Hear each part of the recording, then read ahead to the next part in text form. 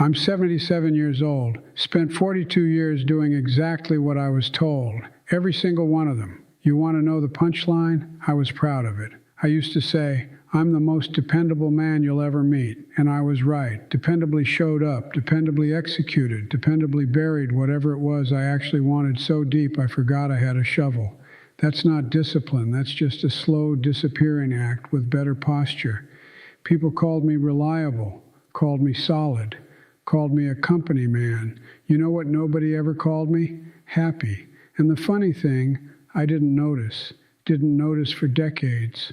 I was too busy being good at following orders to ask who wrote them and why I was the only one in the room with his hand up. I'm not telling you this for sympathy. I've got too much pride left for that, even now. I'm telling you this because somewhere out there is a 35-year-old version of me.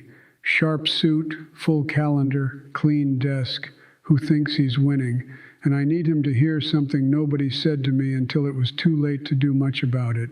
They tried, actually. Few of them did. I wasn't listening.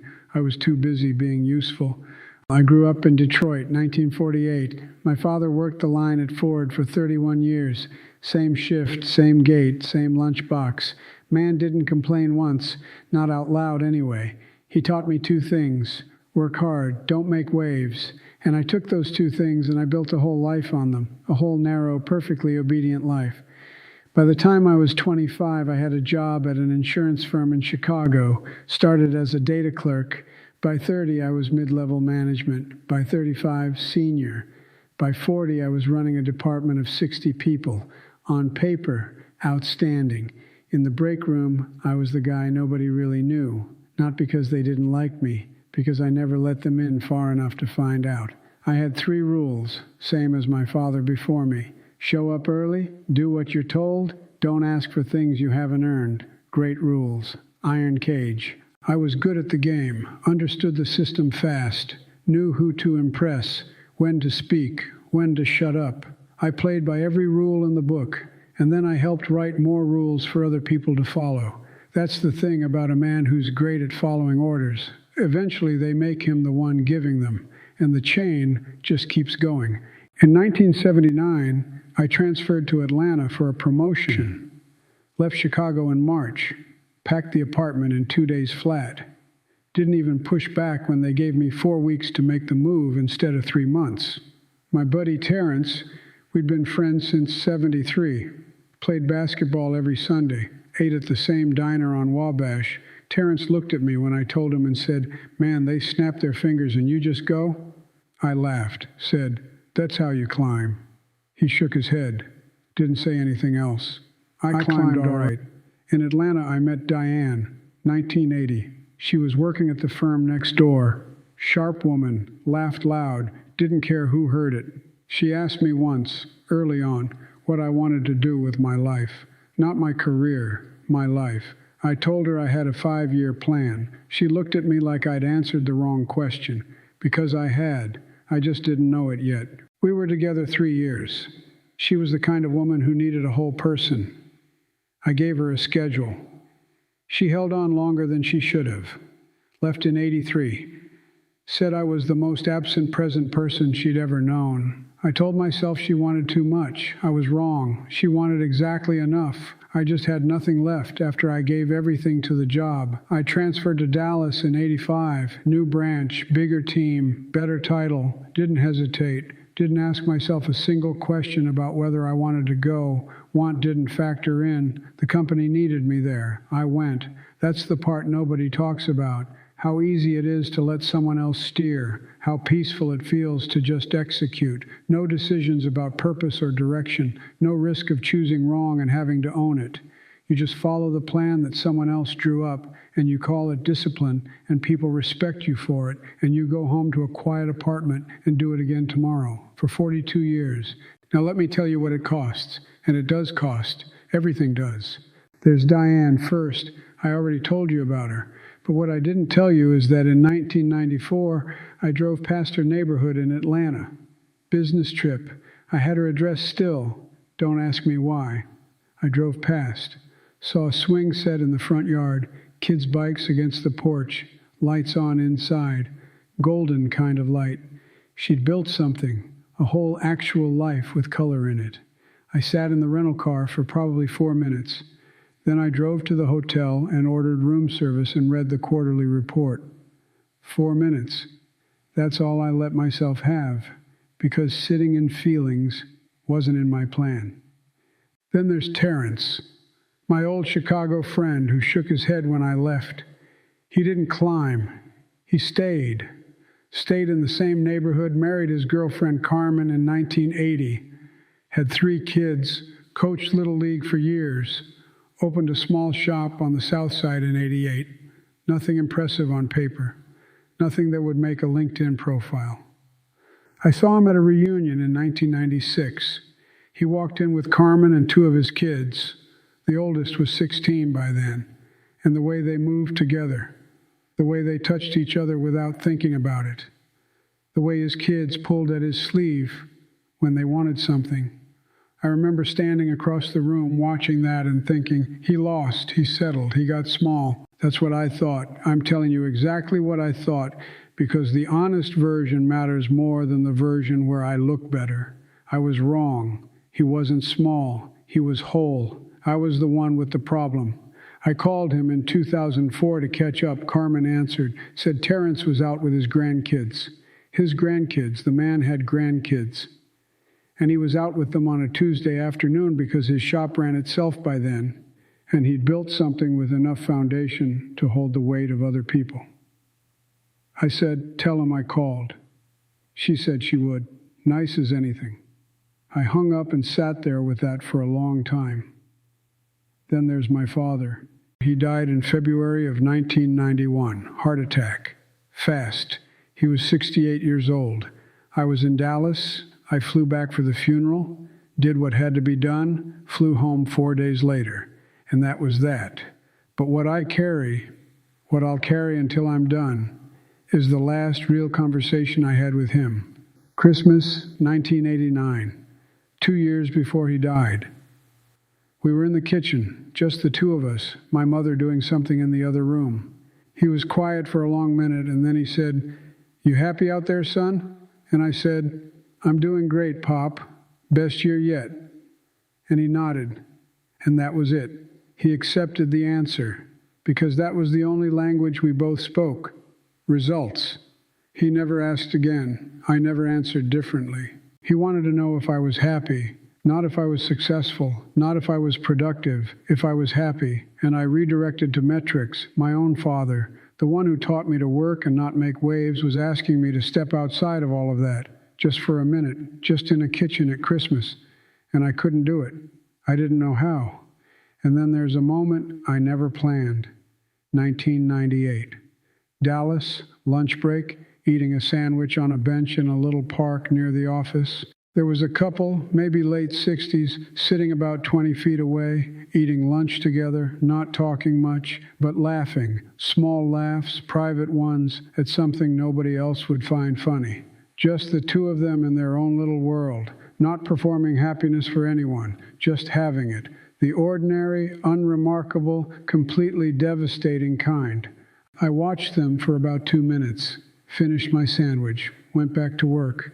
But I thought about them for years, because I understood, watching them, that I was outside something I had never tried to get inside. Not because it wasn't offered, because I was never willing to sit still long enough to receive it.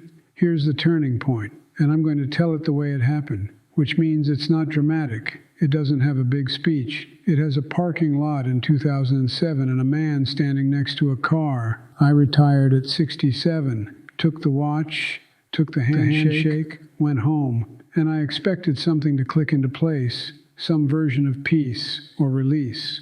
The reward for 42 years of execution. I waited for it. Weeks, months, I waited. It didn't come. What came instead was silence, not peaceful silence. The kind of silence that happens when you've removed every last structure and obligation from your life and there is nothing underneath. Just quiet. And in that quiet, a question that I had been outrunning for 42 years finally caught up with me and sat down across the table. What do you want? And I could not answer it, not even a little, not a small answer, not a starting point, nothing. blank. I was 67 years old, and I had the vocabulary of a man who'd spent 4 decades being useful and exactly 0 words for what I personally, actually, genuinely wanted. Not the career track, not the company's 5-year plan, not what my father taught me to want. What did I want? I drove to the park where I used to eat lunch, still in Dallas, sat on a bench, same park, new couple, different Tuesday, and I thought about that question for the first time with nowhere else to be, and I started to cry. I don't say that for effect. I say it because it's accurate. First time since maybe 1962. I didn't even know it was coming. It just showed up, like a bill I'd been ignoring finally sent to collections. I stopped after a minute, pulled it back, old habit, looked around. Nobody saw. But I heard it. 67 years of not knowing what I wanted, coming due all at once, on a bench, alone. That was the wall. That's where the running stopped. Not a dramatic moment, no confrontation, no final phone call, just a man in a park realizing he'd done everything right according to a plan he never actually chose, and he was completely unprepared for what came after himself. Here's the damage report. I'll keep it short because that's the only way I know how to say it. Diane is gone, married someone else in 1986. I heard she had 2 daughters. I never got to tell her she was right about me, that I was absent when I was present. You can't make that call 30 years late. There's no version of it that isn't just embarrassing. Terrence is still in Chicago. We talk maybe once a year. He's got 4 grandkids now. We run out of things to say pretty fast because his life has texture and mine has achievements. You can't build a real conversation out of achievements alone. I know that now. My father is gone. Has been for 34 years. The kitchen conversation is the last real one. The question he asked and the answer I gave. That's where we ended. No second draft, no revision, no going back and saying, "Pop, I wasn't happy, I was just busy, and I think you taught me wrong and I think you knew it. I have a house, nice house, quiet. The quiet doesn't bother me the way it used to. I've gotten used to it. That's either acceptance or defeat. I stopped trying to figure out which. I'm free, completely, entirely free. I always was, technically. And you want to know something? Free and alone look exactly the same from the inside of a quiet house on a Sunday afternoon. I ran, not from city to city, not with a leather jacket and a motorcycle. I ran the quiet way.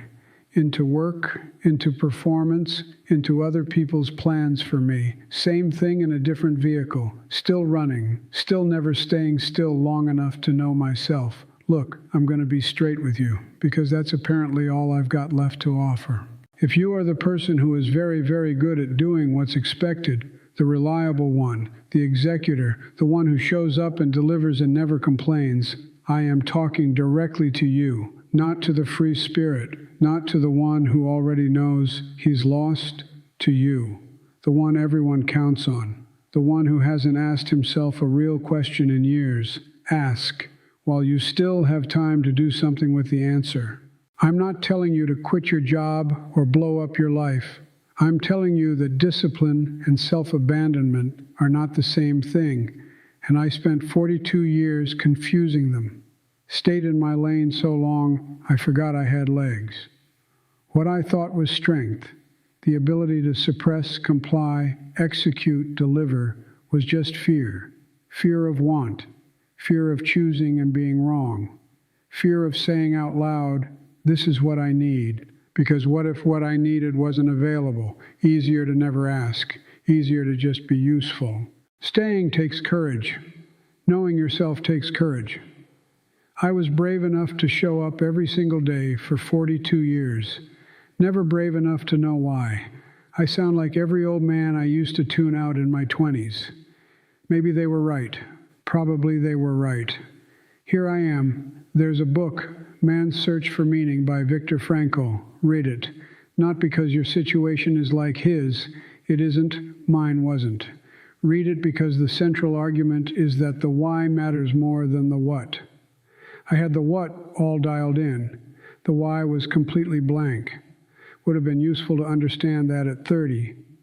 Would have saved me a few decades of very impressive emptiness. There's another one, The Examined Life by Stephen Gross.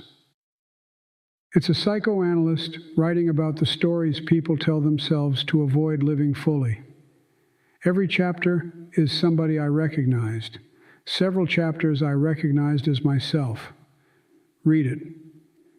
And if you're dealing with more than just professional drift, if there's something deeper, restlessness that's been there since you were young, numbness you've been calling discipline, the inability to feel what you should be feeling, talk to someone, an actual professional, not a podcast, not a book, not even those books, a person.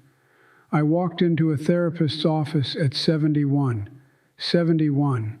She asked me in the second session what I wanted, and I stared at her for a long time, and she waited, and I said, I don't know how to answer that. She said, well, that's exactly where we start. 4 years too late. But better than never. I mean it. Don't be me on this one. I'm not a role model. I'm an example of the other thing. I'm 77. I stopped running, or stopped following, which was the same kind of running, about 10 years ago. Not by choice exactly. Retirement had the same effect as a wall. You run full speed in a direction for long enough, eventually the road ends. But I'm sitting now, right here, still. For the first time in maybe my whole life, nobody is telling me where to be or what to execute, and I'm just here, in a chair, with the question I should have been carrying since I was 20 years old. What do you want? I'm still working on the answer. At 77, from scratch. That's not inspiring. I know it isn't. Don't look at that and feel hopeful on my behalf. Look at it and feel something sharper. Use it like a clock. Because the clock has been running since the day you were born, and every year you spend executing someone else's plan is a year you didn't spend writing your own. Sitting is harder than following orders. Nobody told me that. Actually, maybe they did. I wasn't listening. If anything I said hit you somewhere real, good. That's more than I gave most people in person for about 50 years. There are more stories here. I'll be sitting right here, not going anywhere.